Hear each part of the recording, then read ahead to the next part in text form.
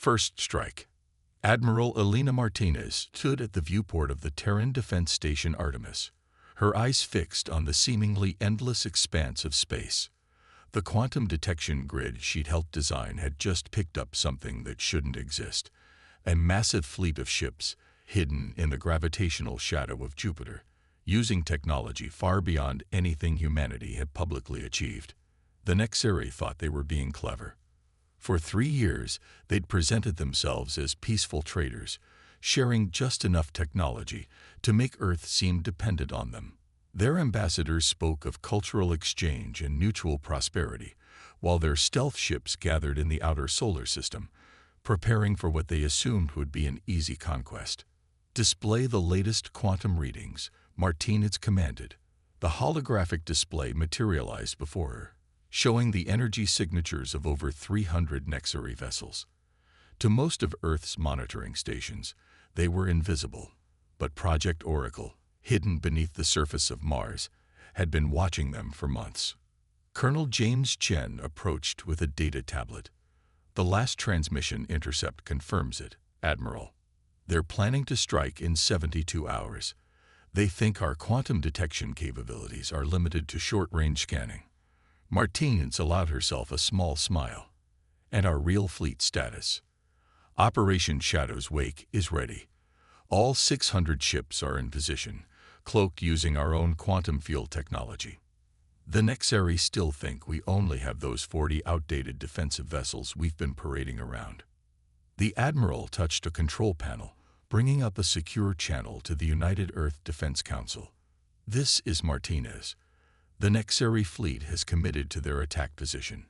Request final authorization for Operation Shadow's Wake." The response came quickly. "Authorization granted, Admiral. Show them why you don't underestimate humanity." Martinez turned to her crew, her voice carrying across the command center. "Send the activation codes. All ships. Execute Battle Plan Omega. Let's show the Nexari what happens when you try to prey on humanity." Project Aegis, the massive underground facility beneath Olympus Mons, had been humanity's best-kept secret for the past decade.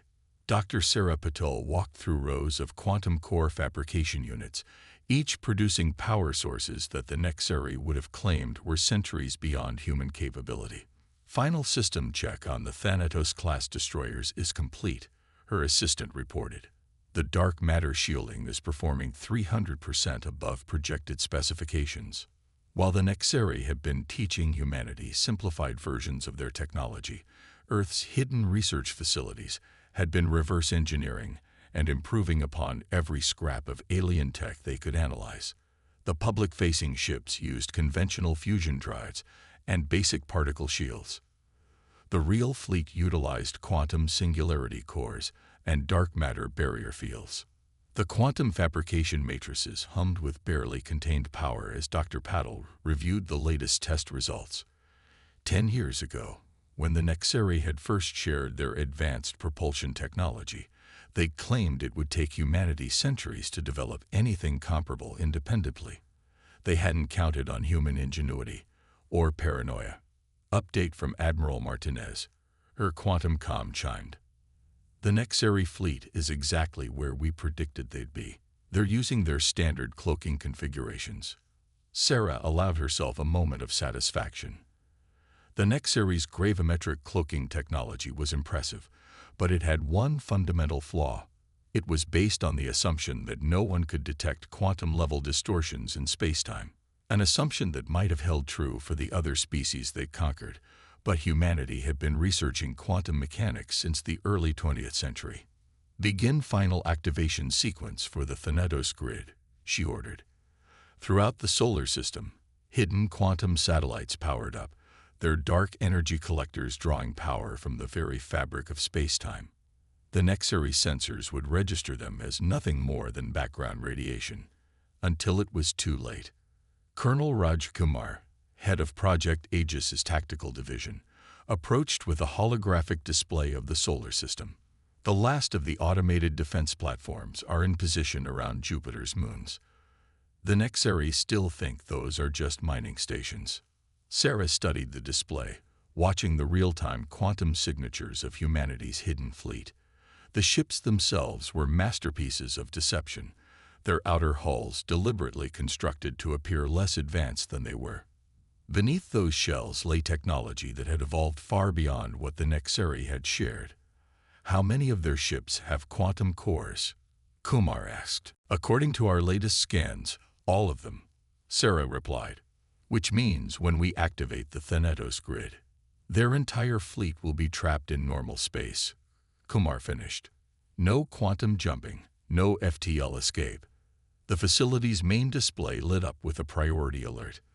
The Nexeri fleet was beginning to move, their formation suggesting they were preparing for their planned surprise attack.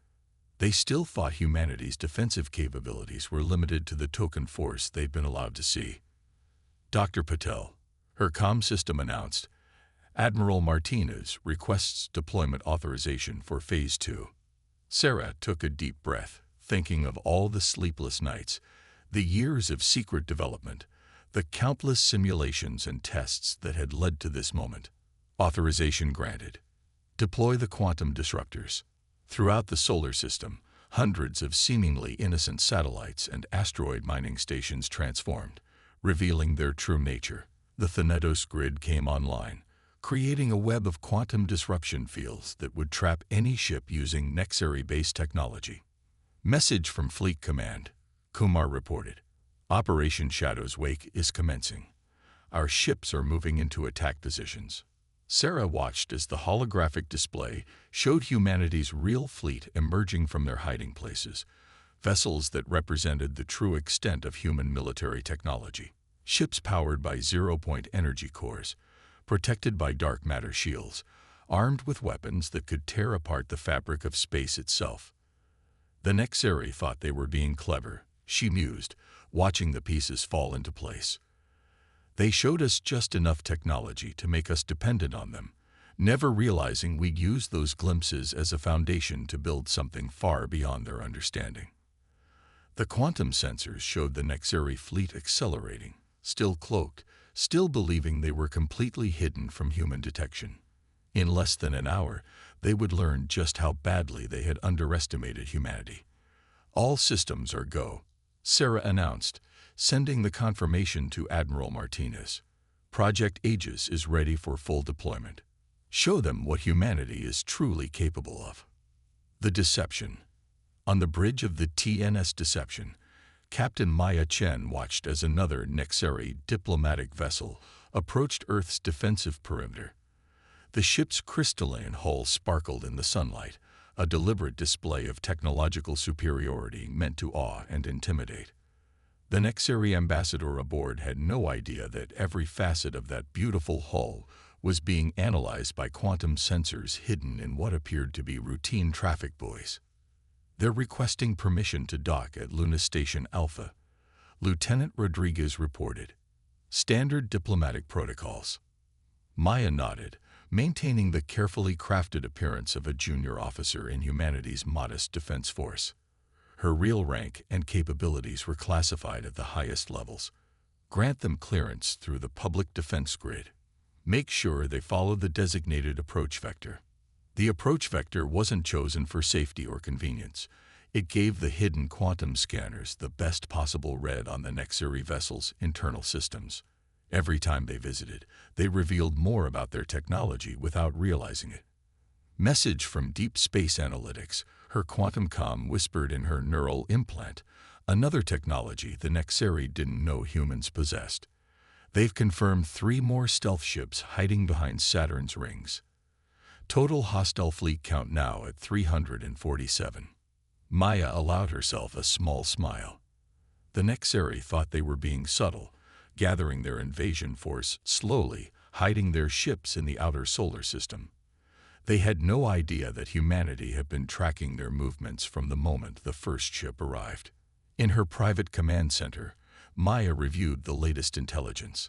The Nexeri had conquered 6 other civilizations using the same strategy. Appear peaceful, share limited technology, establish dependencies, then strike when the target species was least prepared. Their archaeological records, secretly accessed by human quantum infiltration probes, showed a consistent pattern of betrayal and conquest. Update from Project Oracle. Her neural link chimed. The quantum probability matrices are showing a 99.7% chance they'll strike within the next 48 hours. Everything was proceeding according to humanity's predictions. The Nexari had grown increasingly confident as they observed Earth's apparently limited defensive capabilities. They saw the outdated ships, the basic weapon systems, the seemingly primitive sensor arrays. What they didn't see was the quantum web surrounding the solar system, the dark matter facilities hidden beneath Mars' surface, or the true extent of humanity's fleet. Captain, Rodriguez interrupted her thoughts. The Nexari ambassador is requesting a tour of our defensive installations. Says it's part of their ongoing military exchange program. Maya nodded. Prepare the demonstration facility. Show them exactly what they expect to see. The demonstration facility was a masterpiece of deception, carefully crafted to display technology just advanced enough to be impressive, but not threatening. Every piece of equipment was designed to be scanned, analyzed, and dismissed by the Nexari as primitive. As she watched the Nexari diplomatic vessel dock, Maya thought about the true state of human military technology hidden throughout the solar system. The quantum cores that made their shared fusion technology look like children's toys.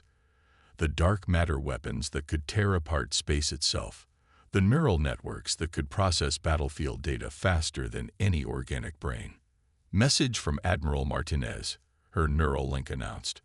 Operation Shadow's Wake is entering final preparation phase. All ships confirm ready status. Maya sent a brief acknowledgement, then turned to her bridge crew.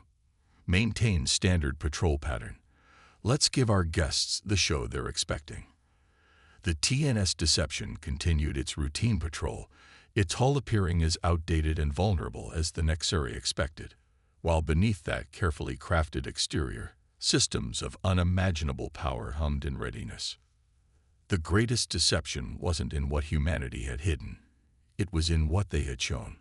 Every piece of technology the Nexari had scanned, every capability they had measured, had been carefully calculated to tell exactly the story humanity wanted them to believe.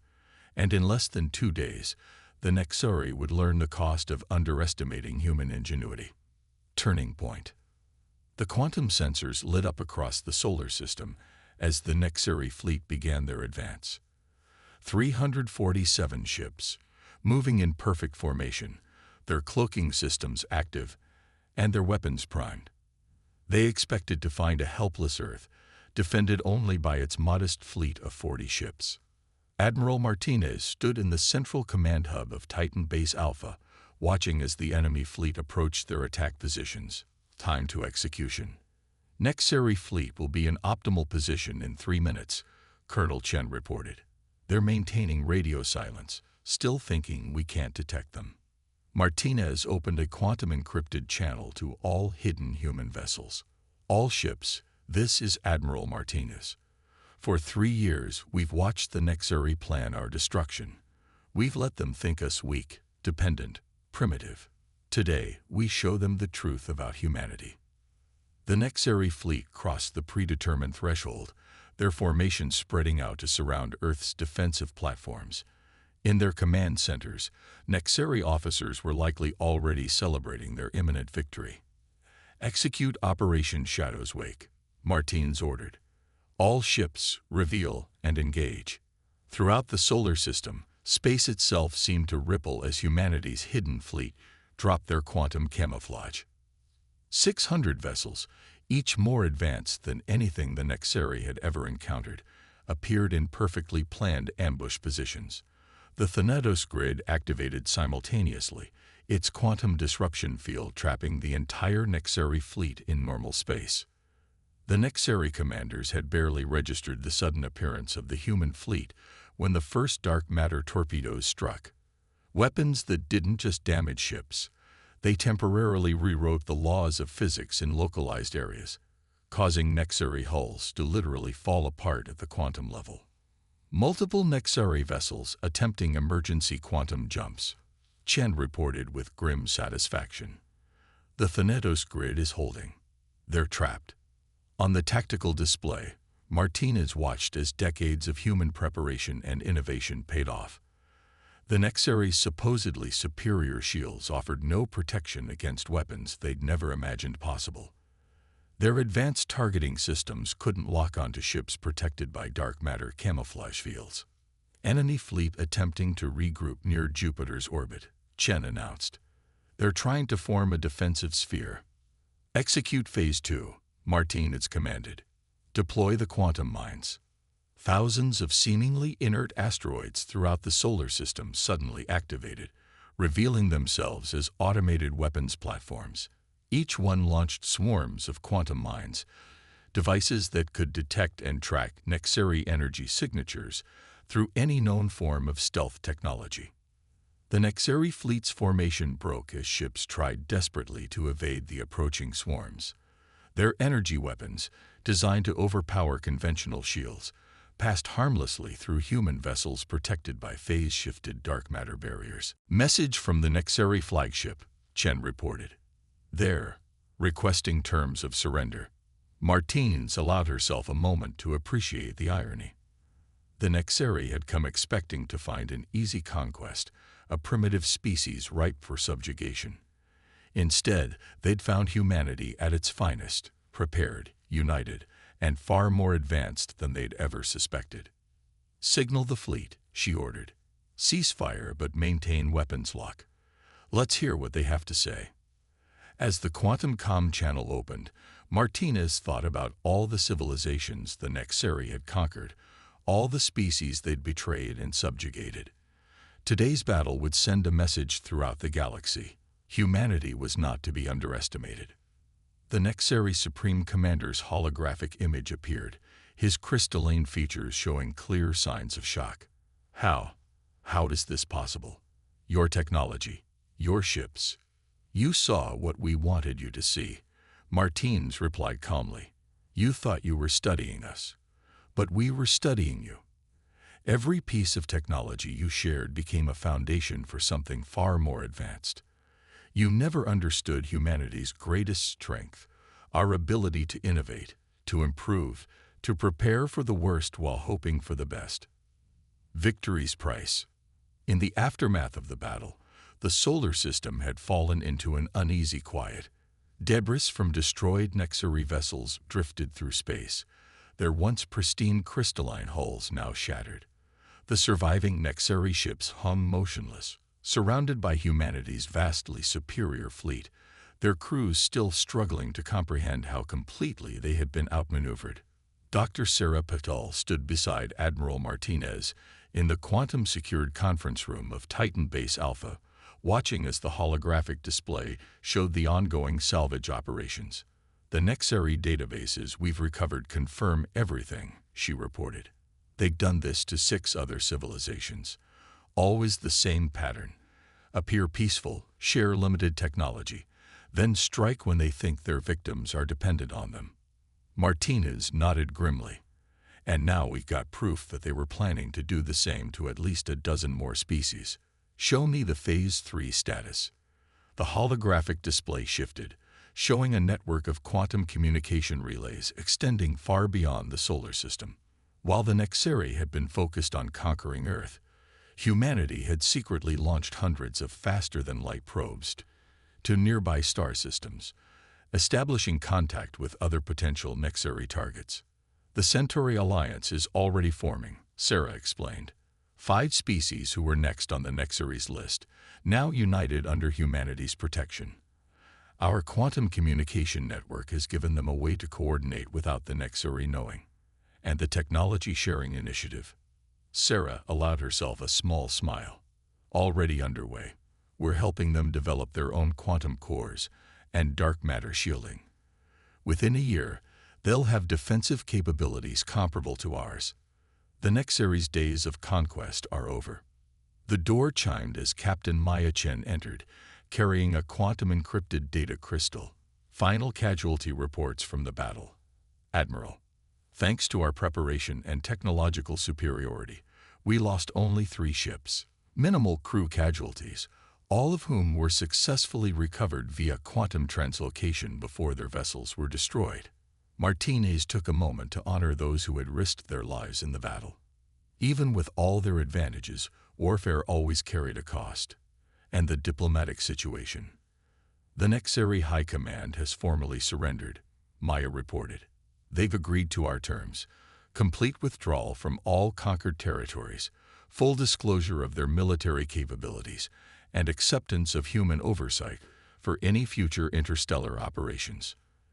They never saw it coming, Sarah mused. They were so convinced of their superiority that they never considered we might be advancing faster than they could imagine. Every piece of technology they showed us, we improved upon. Every weakness they thought they found in our defenses was carefully crafted to leave them exactly where we wanted them. The holographic display updated again, showing the location of humanity's new defensive perimeter. A vast network of quantum satellites and automated platforms extending far beyond the solar system. What had begun as a project to protect Earth had evolved into something far greater. A shield protecting not just humanity, but all species threatened by expansionist empires like the Nexari. Send the signal, Martinez ordered. Activate the quantum beacons. Let every spacefaring civilization know that Earth stands ready to defend those who seek peaceful coexistence. As the quantum signal rippled outward at speeds the Nexari had thought impossible, Martinez reflected on humanity's journey. They had taken the Nexari's attempt at conquest and turned it into an opportunity, not just to defend themselves, but to forge alliances that would reshape the galaxy. The Nexari thought they were following their usual pattern, she said quietly. Find a primitive species, manipulate them, then conquer them. Instead, they found humanity at its best, innovative, prepared, and unwilling to stand by, while others suffered the same fate. Sarah nodded. They never understood that humans don't just adapt to new technology.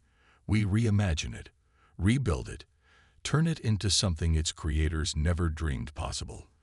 They thought they were teaching us to be dependent on them. Instead, Maya finished, they taught us exactly what we needed to know to stop them forever. As the quantum beacons activated across space, carrying humanity's message of protection and alliance to the stars, the true victory became clear.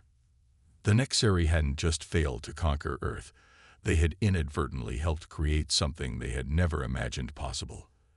A united coalition of species, protected by technology beyond their comprehension, all because they had underestimated humanity's capacity for innovation, preparation, and determination to protect not just themselves, but all who sought peace among the stars.